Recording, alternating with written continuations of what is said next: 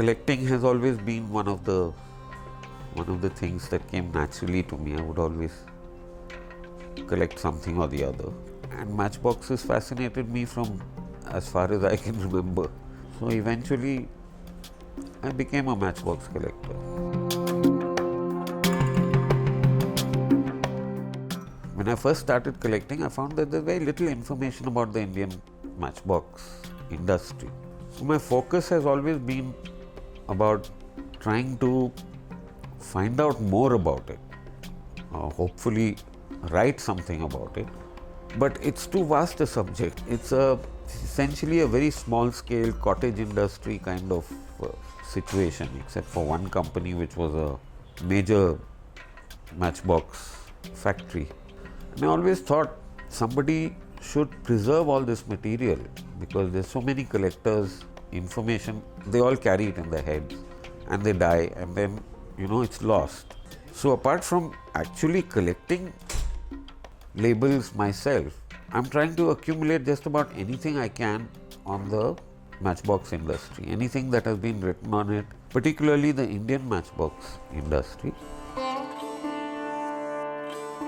Because of the net and digital technologies that are available today, it's so easy to just preserve them. The two things I wanted to do, one is of course collect, which is something I enjoy, and the other is to build some sort of an archive. I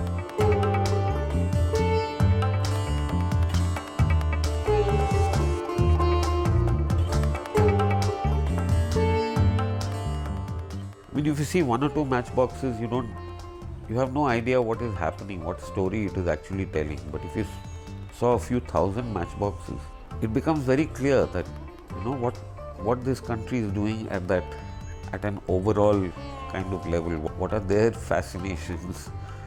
I've got labels from Bande Mataram, Indian Match Factory Limited, both which have been called the first Indian matchbox factories in India. So I'm trying to get all this information, put it together and understand the story. Everybody wants to know how many I have. I say, please come and count. I'll only be too happy if you sit down and count everything and you realize that you can't really count it, and in the end it's meaningless.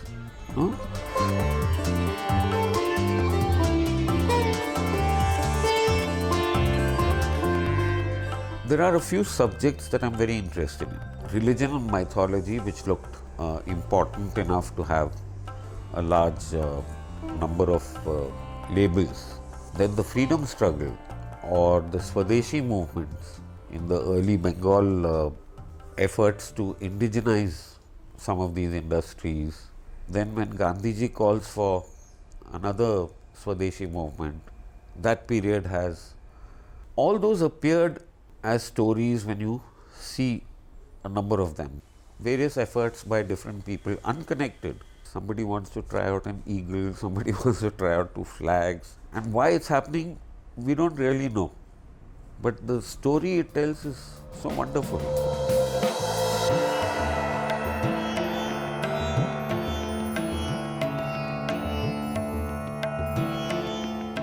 There are some wonderful matchbox labels on anti-prohibition of the Maharashtra 50s, the efforts when Bombay and that side were trying to, then the grow more food, agricultural movement, there's advertising, there are all kinds of stories,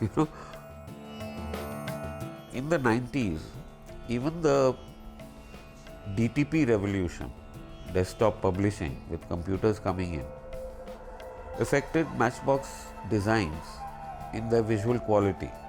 When the cut and paste movement came in, it shows in the matchboxes.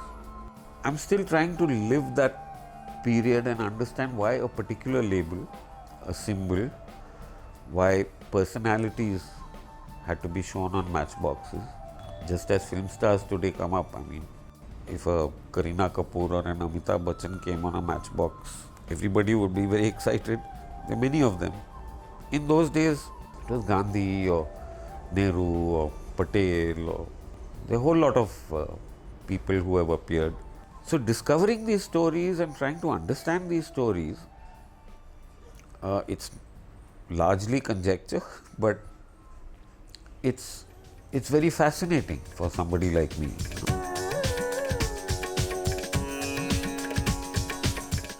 If you're professionally very busy, there's only a certain amount of time you can devote to your hobby.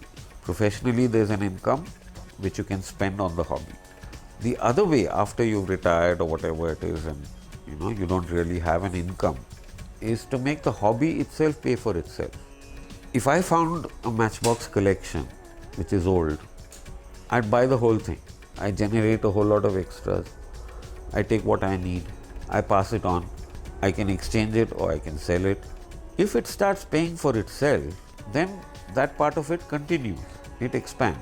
So if my interests are very expensive, then I need to make a lot of money. If my interests are moderate, then that's about how much I have to make.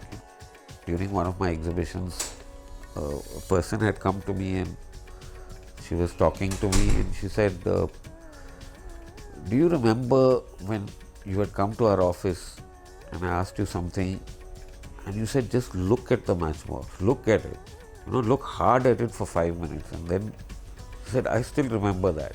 You asked me to look at things, however small they are, to be able to understand and absorb something from it. So go ahead and follow your heart. Just do it.